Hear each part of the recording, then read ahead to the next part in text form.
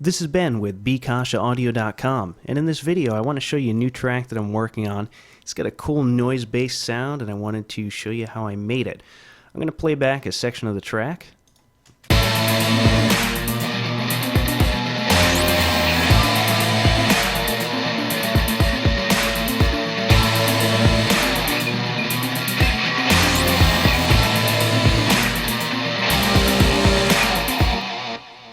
Pretty heavy, very Nine Inch Nails influenced, as you can tell from the title of the session. So let's take a look at how I made the bass sound. Alright, in this track you can see there are three sections, a main, a high, and a sub. We're going to look at the main first, and I'm going to shut off all of the plugins, and we'll just play back the bass sound that was used to make it. So the bass sound is the 12-string guitar preset.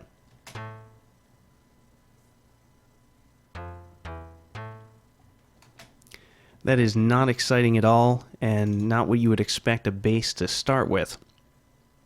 I took several saturator plugins and I used a rectifier preset, so I'm going to turn one of them on.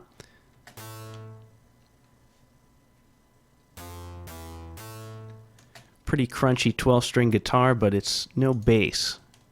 So I duplicated that several times, so I'm going to turn them all on.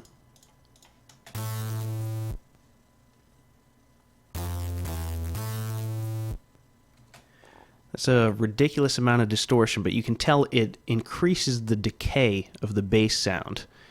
After that, I added in an erosion plugin and set it to noise, and this just sort of fills it out a little bit more.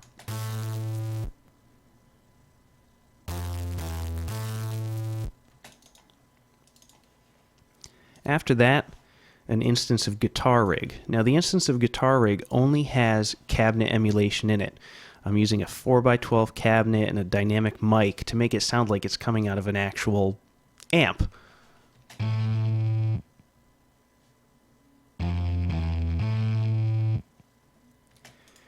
This definitely rounds off a lot of the high end and smooths it out.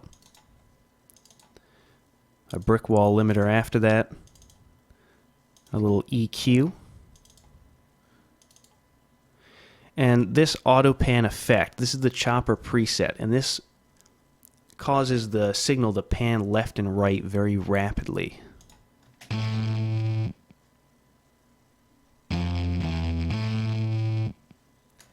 Gives the bass some movement, so it's just not a boring mono bass. And after that I used one of Ableton's mastering presets to widen up the sound.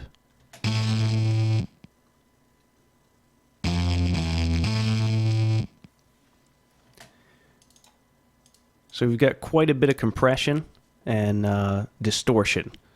Now we'll move on to the high section. And again, the high section, I'll shut off all the plugins. This is essentially a duplicate of main with some modifications. So actually, we can turn these back on because you already know what that sounds like. Noise, Guitar Rig. Alright, and here's what's different. So I'll play back the sound before any of the additions to it.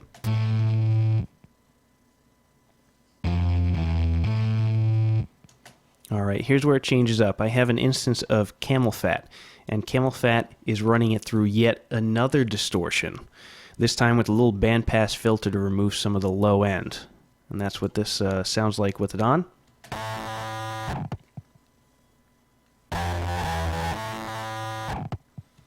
It's this wild distortion. It really stretches out the decay of the sound, and you have a little glitch afterwards as it shuts off. Very cool sound. After that, we go into yet another Camel Fat. And this we're actually using the ring modulator preset, and that adds additional movement to the bass sound.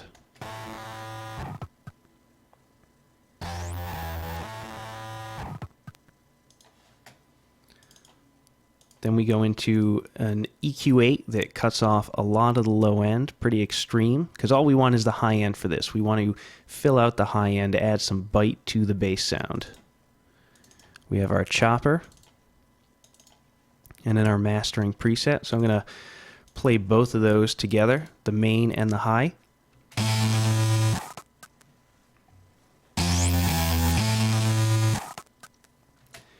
Much better.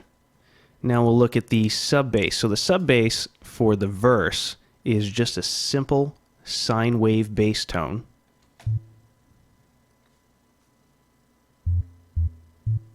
It's actually pretty short to add some attack to the verse bass. Let me play the chorus where it's a little longer.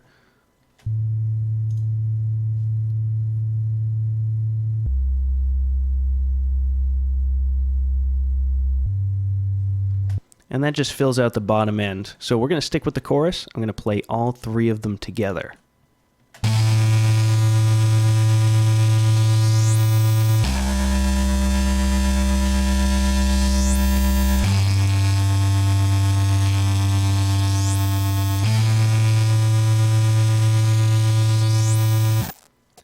Nice. We get a lot of movement in that. It's not a boring mono bass. We have movement from both the auto pan effect that's going from left to right rapidly, as well as the ring modulator, which you can hear is moving that whistling sound up and down.